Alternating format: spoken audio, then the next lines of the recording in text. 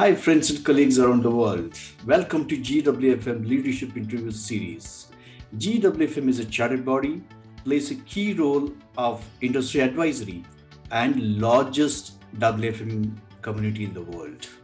GWFM leads by purpose of knowledge sharing and providing professional networking platform.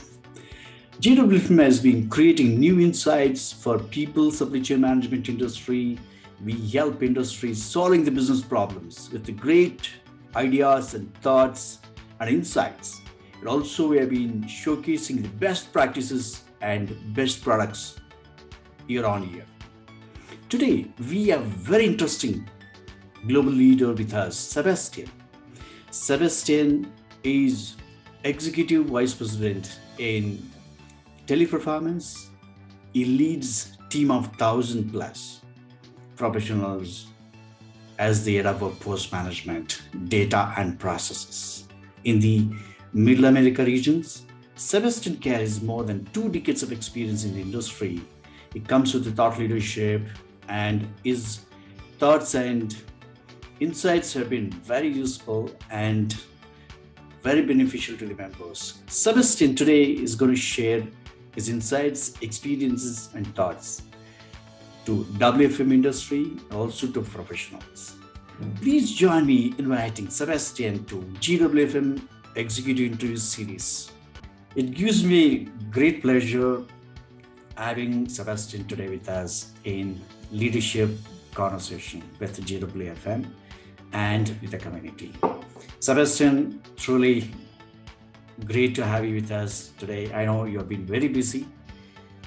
Despite all that, you took some time to share your insights and experiences beginning of the 2022 year. Thank you so much for being there with us to share your valuable insights. Thank you, Shiva, for inviting me here. I'm really happy to be here with you and have the opportunity to share some of the experiences that I've had in my career and the things that happened during 2021 and what I see or the industry is moving for 2022 and how this will shape the way we work.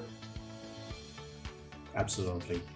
And Sebastian, it's really an honor to have you with us. Benefit of the WFM professionals. Sebastian has recently moved up to Senior Vice President and he heads Latin America and America as a workforce management head and chief workforce management officer. He has length of experience in business and workforce management. He's the right person to share his insights today. Trust me, today we're going to have a lot of valuable stuff and takeaway messages from Sebastian. Sebastian, we have a few questions to converse. So first one, I'm so excited to have a conversation today. I would like to know how you have been, your career path that you started to get to the point that you are now. Okay, well, it started 16 years ago. I started in the BPO industry as an agent, and I built my whole career within the industry. So I have held different positions in operations, in workforce management, but as I said, started as an agent. I moved into a supervisor role. I had some different roles within supervision with quality and training also. And then I moved to the workforce management role when in the country that I was working was just starting how as a function, right? We didn't have this function way back in the years, at least here. So when it started, I started within the company and I held different positions in workforce management, starting on real-time analyst, forecasting, scheduling, then managerial positions. And I moved back to the operations again. So I held a position as a director of operations. I had 2 clients, probably 1,000 FTEs. But I got tired with the operations. I think that wasn't for me. That was not what I wanted to do with my life, actually.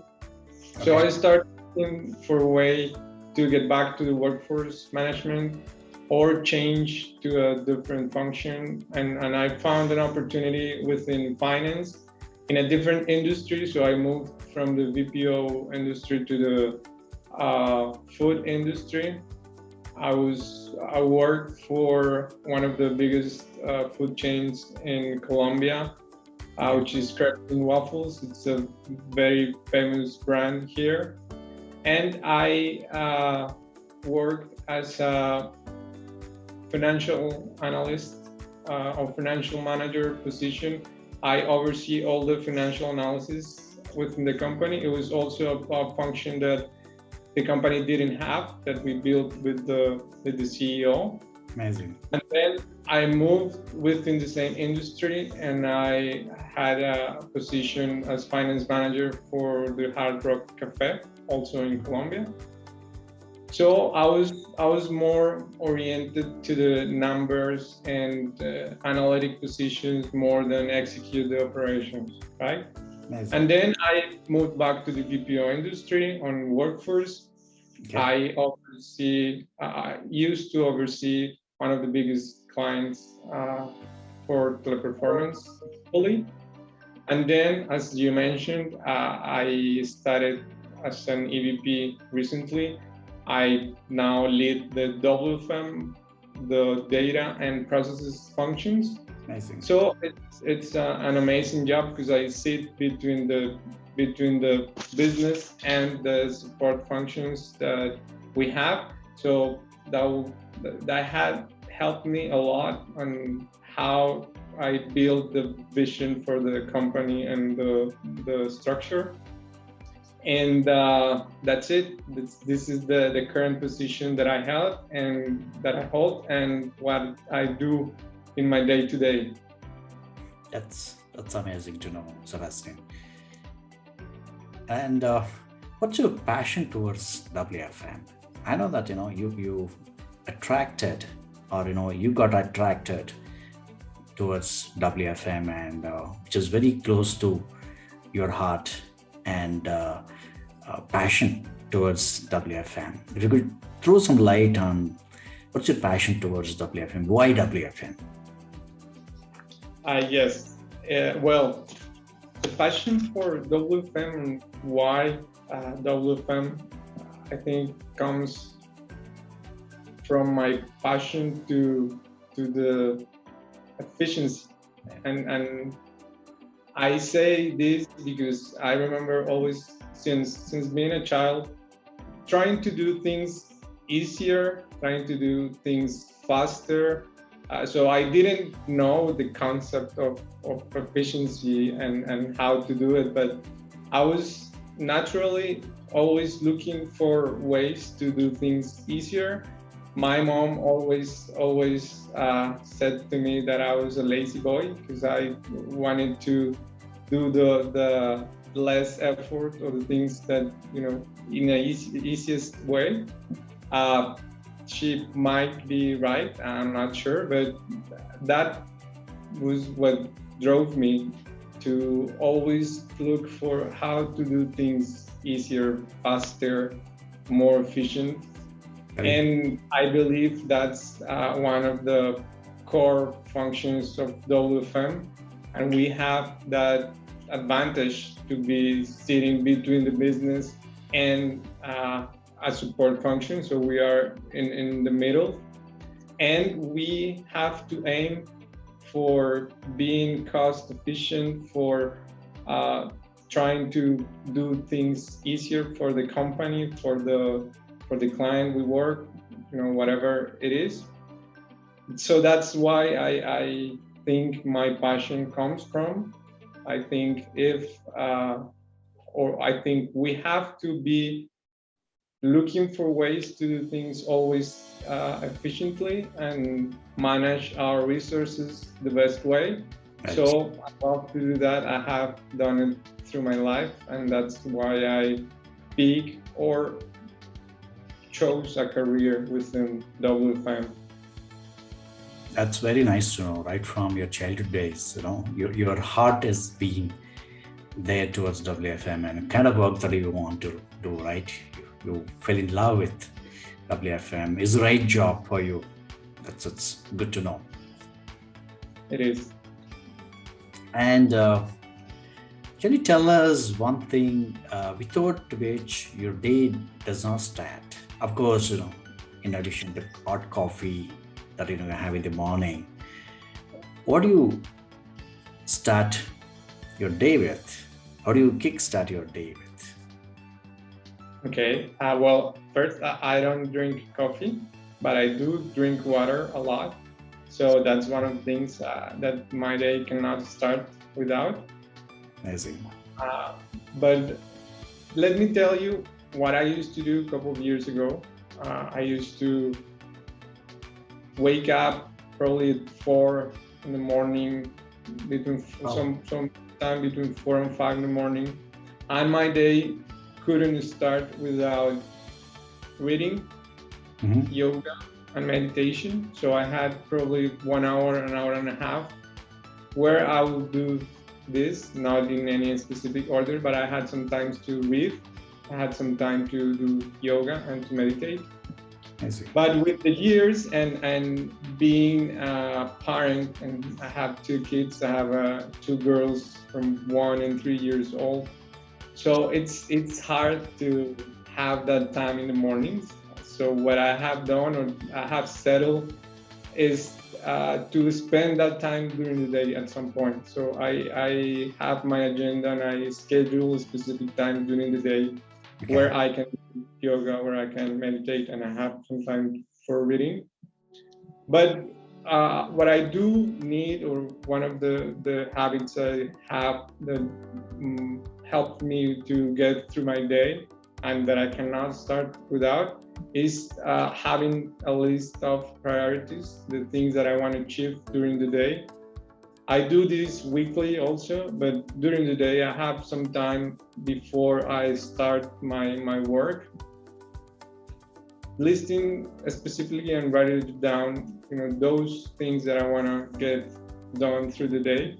So that will help me focus, and with all the time that we spend on meetings, you really need to have clear points or clear priorities during your day, so you can work and make sure that you succeed in those. That sounds very disciplined, and I know many of them can't wake up when 4 o'clock or 5 o'clock. It's like midnight for many of them. They all wake up 8 o'clock, or early means like 7 o'clock kind of it. So making a habit of waking up early is really a good habit. That shows, that gives kind of a fresh mind and with energy and amazing. Good to know the habit, Sebastian. That's a way to start with, so that entire day will have great energy spreading across to the people. Amazing. Moving on, according to you, what are the few must-do things as a good habit for the WFM professionals to grow their career? Okay. I'll let you know the things that have worked for me during my experience and my career. So the first thing, and it will depend on which stage of your career are. If you are in your early stages and you want to move to a expert position or a managerial position, or if you want to be on an executive position, it will depend or vary little things. But basically, I think you have to develop 4 things. The first one is data literacy. So you need to be able to read, analyze, work with, and communicate with data. That's basically. And most of WFM professionals are really good at reading, analyzing, and working with data. But where I believe we have the most opportunity is on communicating with data. And communicating with data has a lot of things that we can say, from building a dashboard on how you present, on how you talk with your colleagues about any fact that could happen in the company or in your personal life. Right. But also what I mean, or the quality that we need to develop, is how we present our data, how we present our insights, our facts, depending on your audience, right? And I think if you master that, if you are able to read your audience and present the facts, or whatever information you're sharing with them from that perspective, from the perspective of what they want to see, what they need to see, what they're expecting to get from you, that will help you move your career. That will give you another view. The people will start looking at you differently, because at the end, I believe data is the fuel for everything and should be the fuel for every decision in a company. So if you're able to make your point with data, communicate in an easy way depending on the people you're talking to, that will make you stand out, and people will start looking at you differently, and that will help you move your career. Absolutely. So that will be the first one for me, data literacy. But that comes also along with the second one for me, which is business acumen. And in order for you to communicate and to engage with those stakeholders, you gotta know how the business is. And probably most of WFM professionals will say, I know how the business works. I know the contract. I know how my if it's what's the billing unit that I need to optimize, and how to optimize those billing units. But when I mean business acumen is not just that. That's really important, and if you have that, you already have half of the thing. But you also need to have the broader picture, the bigger view, right?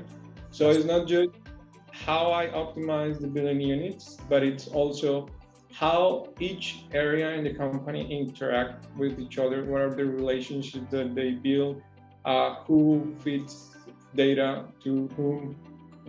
How they interact, right? And that will give you also the broader picture on why is the marketing function important, what's human resources doing, IT, all the parts of the company or the environment that you are on.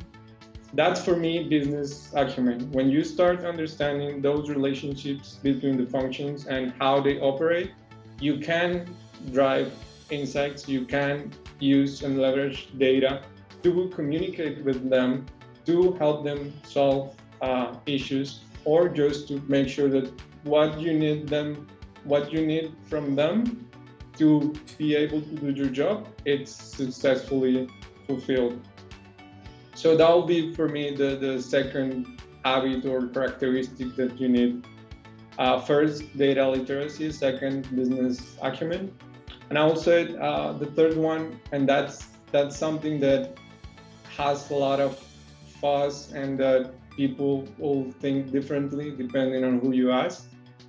But is the difference between a specialist and a generalist. So I believe, although it's good for you to have really deep knowledge on a specific area, in order for you to grow and to advance in your career, you need to be more like a generalist and start instead of going deep, you start to broaden your scope.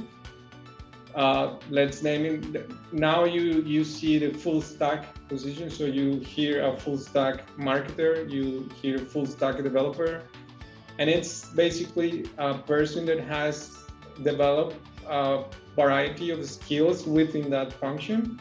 So if you will extrapolate that to workforce, you will be a full stack workforce management professional, meaning that you know real time, forecasting, schedule, the whole cycle of workforce, and you know how to add value in each one of the stages. So that will help you also grow your career, because that will give you a broader scope. That will give you the easiest, the facility or the easiness to interact with different people from different functions also. And that will give you a view that will enhance your view so you can see the bigger picture also. So that will be the third thing. And the last thing for me would be networking, right? I think that was one of the things that I did very well internally, so networking within the company, and that I would like to have started earlier to do it externally, right? Right. So having this data literacy, having this business acumen, having this full stack of capabilities or skills, True. that will give you confidence and power to network and to start showing what you do and what you can do, and start learning from others what other people is doing. And if you gotta do that in your company, so you guys start networking with the IT people, the business people, of course, HR, finance, each function, you gotta start putting yourself out there and trying to sell what you do. But you also gotta do this externally, right? So you gotta be active on LinkedIn, you gotta start going to forums, going to webinars, start just putting yourself out there. You're gonna learn a lot first, because to put yourself out there, you gotta prepare what you're gonna say, write, whatever way you used to. And in the process of doing that, you will learn a lot. But also you will learn from others. You will learn what other people is doing, what other companies are doing, where the world is going to. And that will help you grow your career within your company or in another company, whatever it is. But if you start networking, you will see the difference in your career. That's amazing, Sebastian. In fact, you're the first one to talk about the full stack WFM professional. In fact, I've been hearing from all the technology like Java full stack, okay, and .NET and all the skill set, data science full stack. So having WFM full stack is very important. Like, we talk about the person being an expert or advanced, right? Like full stack is something that where they build that capability to add value to the business, and kind of skill set that you talked about in networking, right? Especially ability to network internally and also externally, seeking knowledge and sharing knowledge. That's how one can really learn. And these are all very important aspects of WFM professionals to learn and adapt and move on with growing their career. Fabulous. Yes. Great. Could you throw some light on trends witnessed during the 2021? Yes. So how I see it is, 2020 was trying to survive in the pandemic, trying to get all our people working from home in any possible way. And then 2021 was how can we enhance the working from home, right? So I see this in a different points. First, for me is, are we sure that we have the tools that we need to make people productive and to measure that productivity? Are we sure that we have also the same tools for security? So when I say enhancing the working from home model or environment, I mean that we realized that we needed more tools or more data to make sure that our people were being productive and were working in a secure environment, in a safe environment. So I see a huge tendency on data collection, and what kind of data should we start collecting from our employees, and do we have the systems to do it so we can make sure that people is being productive. I think that's one of the trends that we have seen during the last year. Right. And a huge movement goes also with the well-being, right?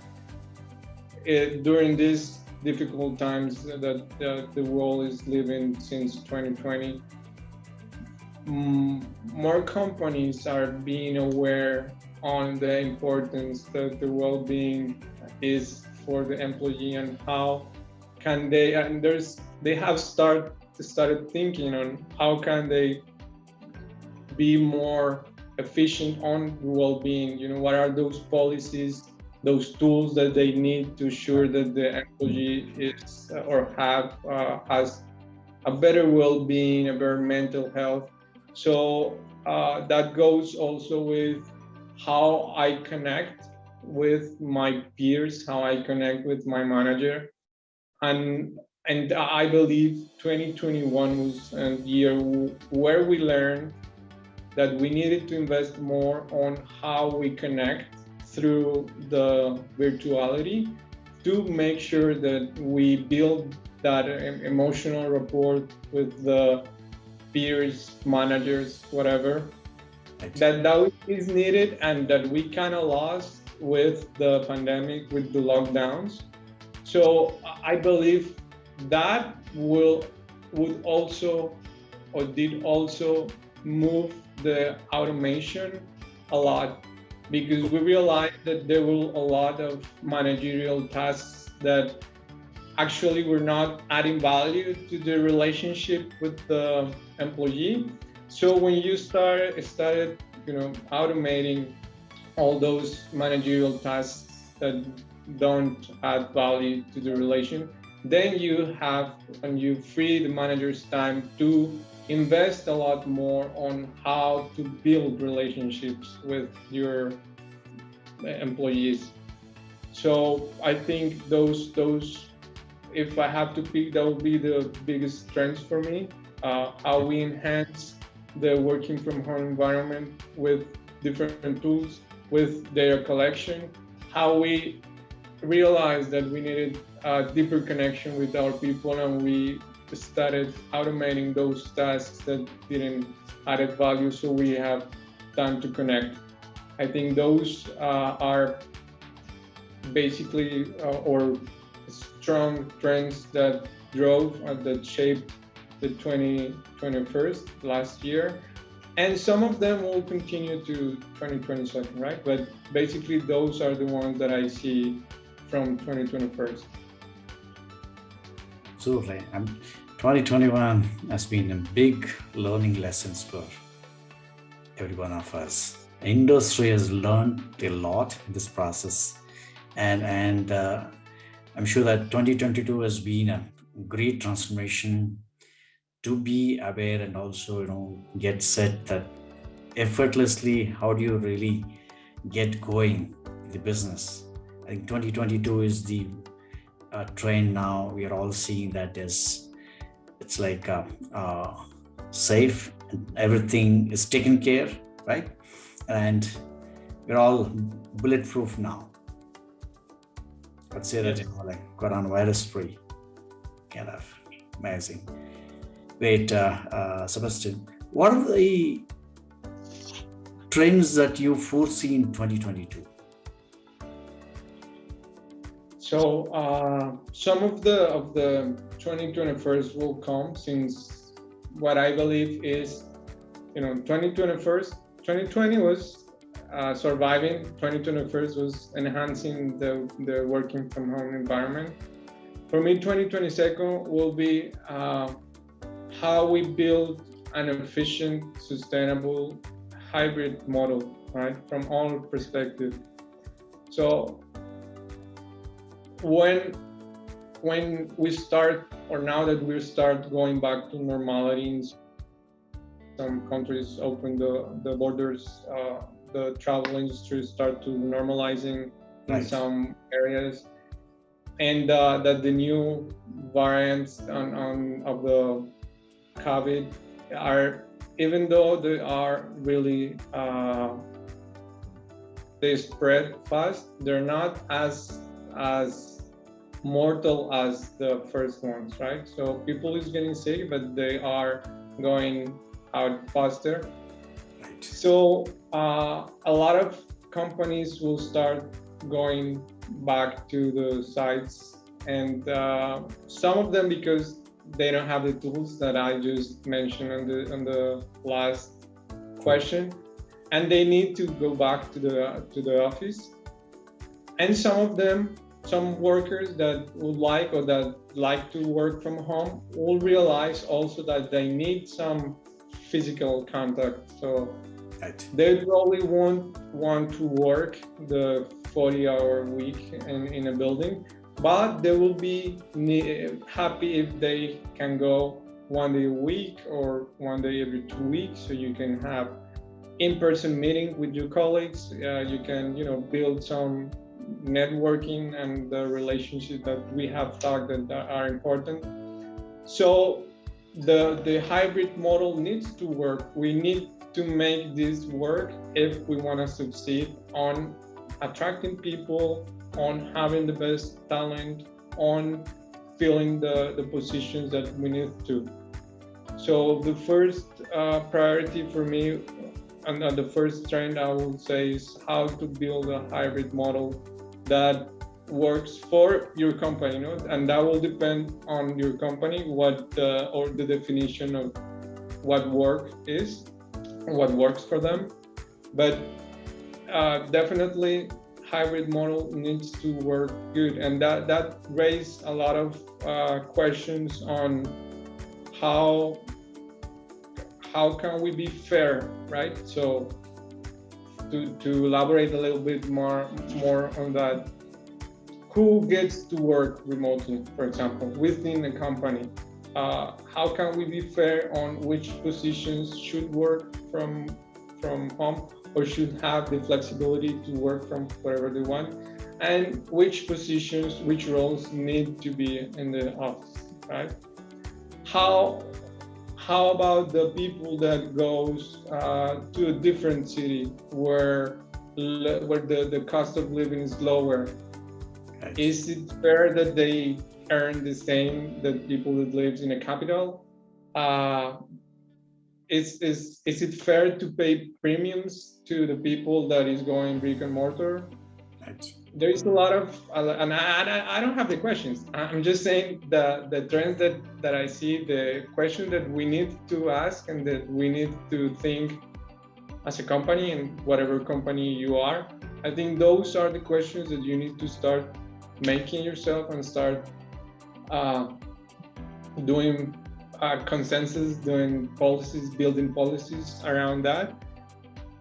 But all goes tied to how we make a hybrid model work for the employee, for the company, for our clients, for our clients if you are a BPO. So how can we do that? And of course, that goes also with gig economy, and how I think this is going to be a huge trend during 2022. Absolutely. It has been out there for a couple of years now, but with the advances in technology that we're seeing now, I think you're going to start seeing a lot of technology going around the gig economy and how you can build your own environment ecosystem around being flexible. So you can, for example, as a worker, you can join or log into a platform, say which hours you have availability, and receive a specific training for that client or that brand or whatever it is, and then work on those specific hours only without a real contract, for example, or formal contract, as the gig economy works. So I think that's going to be a trend for 2022 that is going to come stronger than the other years at least.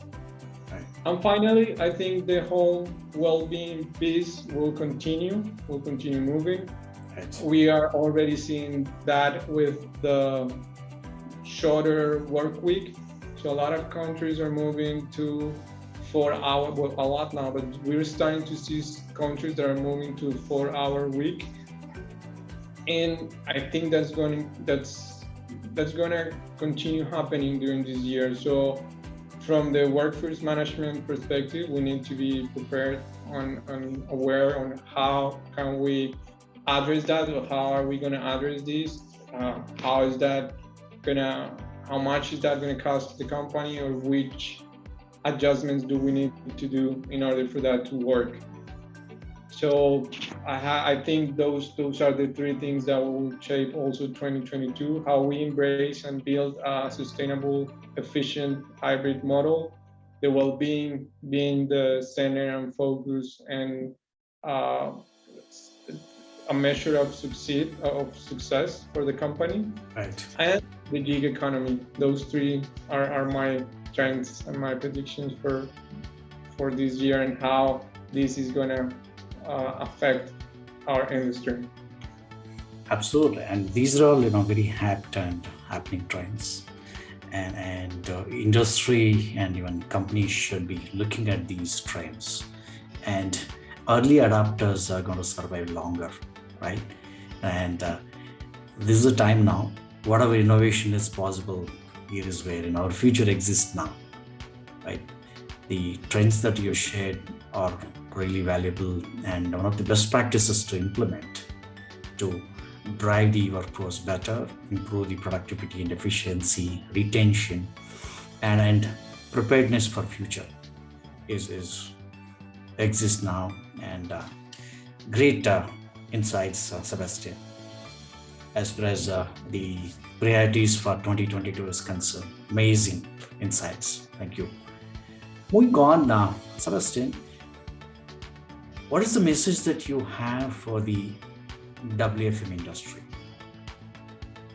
How industry should do differently, and what they should do to survive at the same time, excel, and how they can really make a difference? Well, my message is clear on first, know your audience, know your facts, know what you want to achieve. And in this challenging world that we're living, we need to be very fast on how we adapt to what we're seeing.